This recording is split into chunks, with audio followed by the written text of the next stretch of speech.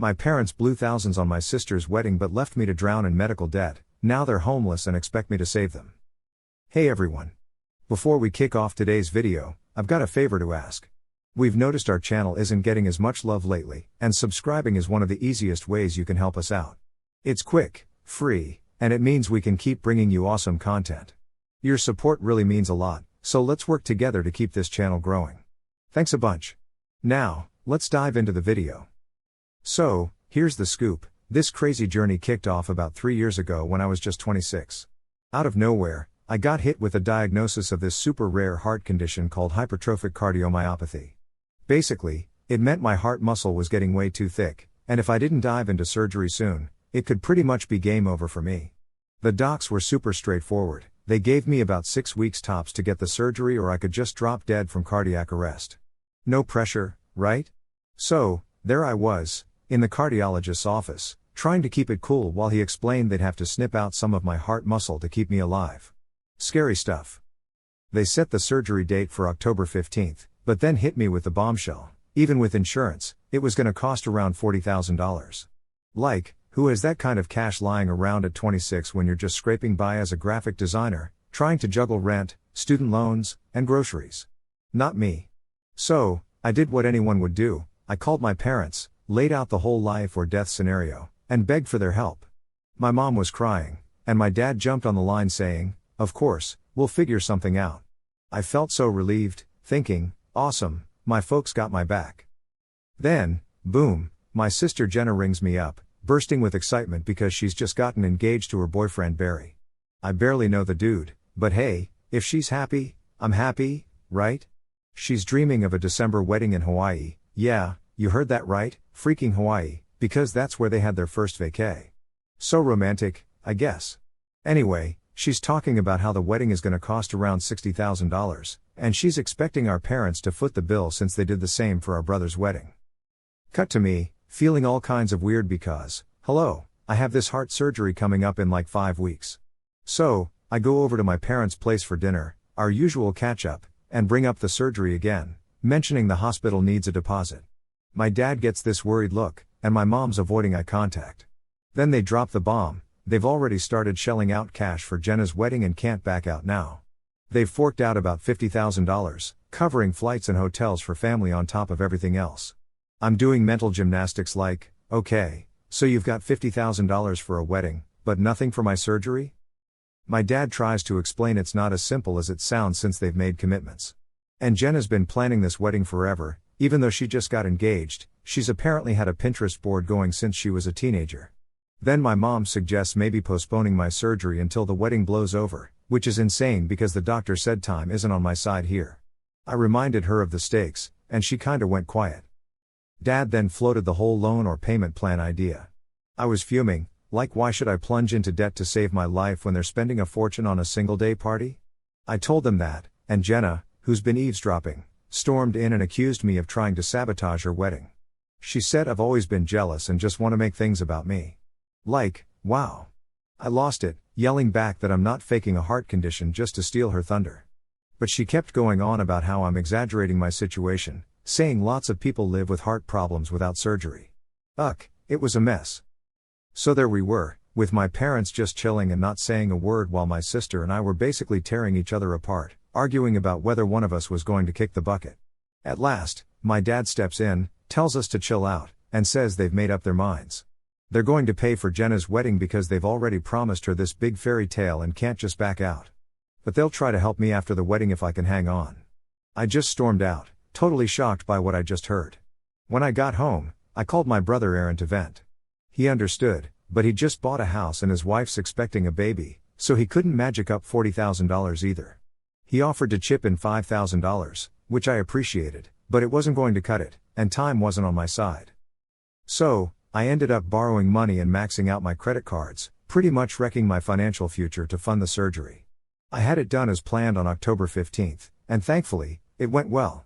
The doc said I should be okay, but I'll need to keep up with regular checkups and might even need another surgery down the line. But for now, I'm good and alive, which is more than I could say if I'd waited until after Jenna's beach wedding. My parents didn't even swing by the hospital on the day of my surgery because they were knee-deep in wedding planning chaos. Jenna had some kind of meltdown over the flowers or music or something equally critical, so they drove 3 hours to meet with the wedding planner. My mom just texted a good luck, and that was that. Aaron came by and sat with me before the surgery, and my best friend Sarah was there too. That meant a lot, but it really stung that my parents couldn't make time when I was having my chest cut open to save my life, but they could travel 3 hours to chat about wedding decorations. Recovering from the surgery was brutal. I was out of work for 6 weeks, couldn't pay rent for 2 months, and ended up crashing on my old college roommate's couch for a bit. My credit cards were maxed out, and debt collectors were hounding me. My life was basically a mess, but hey, at least I was still kicking. Jenna's wedding went down in December, and it was apparently the stuff of dreams, beautiful and perfect. My folks plastered social media with a ton of photos, gushing about their daughter's big day.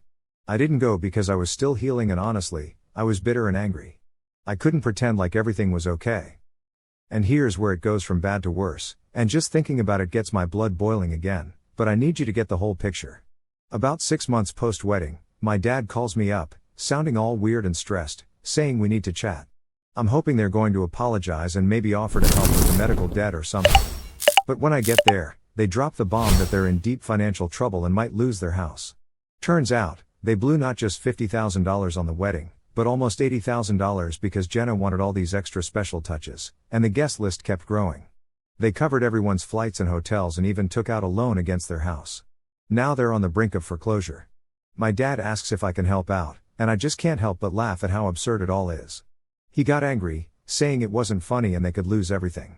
I shot back with, well, maybe you should have thought about that before choosing a wedding over your daughter's life. My mom started tearing up, accusing me of being heartless. But I was just being real. I reminded them of the choice they made when they prioritized Jenna's big day over my surgery, and now they have to deal with the fallout. I wasn't about to bail them out when they left me to fend for myself and save my own life. My dad tried to say it was different, that they assumed I'd be fine and didn't realize the surgery was that urgent. I reminded him the doctor clearly said I could die any day. What part of that wasn't crystal clear? He had no comeback for that. Long story short, they ended up losing their house about a year later and had to downsize to a tiny apartment. My dad picked up a side gig with a food delivery app, and my mom started cleaning homes on weekends. Jenna and her husband Barry moved to another state due to his job and basically distanced themselves from all the family drama they stirred up. Sometimes I felt bad for my parents because they're getting older and it's been a tough ride for them. But at the same time, they made their bed, and now they have to lie in it. I'm still swimming in medical debt and scraping by paycheck to paycheck, so it's not like I had the means to help them out even if I wanted to. Fast forward to yesterday, and out of the blue, my mom shows up at my place, crying and begging for help because they're on the verge of getting booted from their apartment with nowhere else to go. She's apologizing for the whole surgery ordeal, admitting they messed up, and saying she knows I must hate them, but they're in a bind and need money. So, here's the deal, my parents needed a place to crash, and I'm just standing there staring at my mom, who's 62 and crying at my door. I'm torn because, yeah, she's my mom and I love her. But I can't shake how alone I felt when I needed heart surgery, and they were nowhere to be found. I told her I couldn't help them and shut the door. It sucked hearing her cry, but I also kind of felt like they had it coming. I mean, why should I fix their problems when they ditched me in my toughest moments? Later, my brother Aaron called, saying Mom rang him up in tears. He thinks I should help them out because they're our parents, they're getting old, and we all screw up sometimes. I was like, if you're so eager to help, why don't you let them move in with you and your pregnant wife? He shot back saying his situation's different and he doesn't have the space. So, I reminded him that my situation was different too when I needed that surgery, and they picked Jenna's wedding over me. Tough choices, right? Then Jenna called, first time in like 2 years, and she's ripping into me about how I could turn away our parents. She says I'm being petty and I should let the past go. I told her if she's so worried, she could send them some cash. Jenna said it's not her problem. I said, well, not mine either. She hung up on me after calling me a horrible person and saying I'd regret it someday. I'm just a mess of emotions, confused, mad, sad, and guilty, yet kinda justified. Am I being a terrible daughter? My family's all up in my business, telling me what to do, but they all have their agendas. Plus, I'm not rich. I'm still paying off medical debt, living in a studio, and freelancing, so my income's all over the place. I don't have a wad of cash to throw around, and even if I did, considering how they handled my surgery, I'm not sure I want to. Maybe that makes me as petty as Jenna says, but I feel like I have a right to be mad. They should face their choices like I did when I almost died because they bailed on me. Am I in the wrong for not helping them after they ditched me when I needed life-saving surgery? Fast forward to now, so much has happened, and I'm drowning in responses and support. Also, some of you are super mad on my behalf, and while I appreciate it, here's what's new. After I posted, my phone blew up because my mom called everyone in the family, saying I was letting them be homeless and it was all on me. Suddenly, I've got family telling me I need to step up because family sticks together and I'm being selfish. But the real kicker? My cousin Sylvia, who I'm pretty tight with, called and wanted my side of the story. Once I laid it all out, she went quiet and said she had no idea my parents didn't pay for my surgery. Apparently, at Jenna's wedding, they told everyone how much my surgery cost and how they covered it, getting all the sympathy and praise for being awesome parents. So, while I was drowning in debt and crashing on a friend's couch, they were playing the hero card, soaking up all the glory. I felt sick realizing they'd lied to everyone to make themselves look good. I called Aaron and spilled what Sylvia told me. He got silent and then remembered something about mom mentioning helping with my surgery, but he was busy with his wife's morning sickness and prepping for the baby, so he assumed they were telling the truth. This whole thing just made me see that my parents not only picked Jenna's wedding over me, but then lied to the whole family, making themselves look like saints while I was struggling. So, I was already super mad, feeling totally justified about my decision. Then, yesterday, things got even more awkward. I'm chilling at a coffee shop, right? Meeting a client to show off some logo designs. Suddenly, my mom barges in, all emotional. It was so embarrassing. She's at the counter, crying, asking the barista if they know me, and pointing straight at my table. My client is staring, totally confused, so I had to excuse myself and go see what was up with my mom. Turns out, she's sitting in the corner, looking like a mess, begging me to talk to her for just a few minutes. I had no choice but to tell my client there was a family emergency and that we needed to reschedule. Outside, my mom starts apologizing, saying they screwed up and were wrong about the surgery. She knows they hurt me and is sorry, but now they're desperate and need help. She swears they'll pay me back once they're back on their feet. I remembered how she bragged at Jenna's wedding about helping me with my surgery. Her face changed when I brought it up, like she got caught. She said she was embarrassed they couldn't help and didn't want people thinking they were bad parents, so she let everyone assume they helped out, which spiraled out of control. But Sylvia told me they were outright lying, claiming they funded it. I called her out, and she just cried harder, saying she's ashamed and wants our family back together. A part of me felt bad for her, seeing her so broken. But another part couldn't ignore how she lied to everyone and let me take the fall as the ungrateful daughter. I told her I needed time to think. Then she hits me with, "They're getting evicted next week." I replied, "That's not my emergency," and she got mad, saying I'm just like my dad, stubborn and unforgiving, before storming off. Later, Jenna called. No yelling this time, just tears. She talked to mom, knows about the wedding lies, and feels awful. She wants to help our parents but can't because Barry lost his job, and they're living with his parents in Ohio without any cash to spare. I almost felt sorry for her. But then she suggests I help mom and dad now, and she'll pay me back when they're stable and Barry finds work.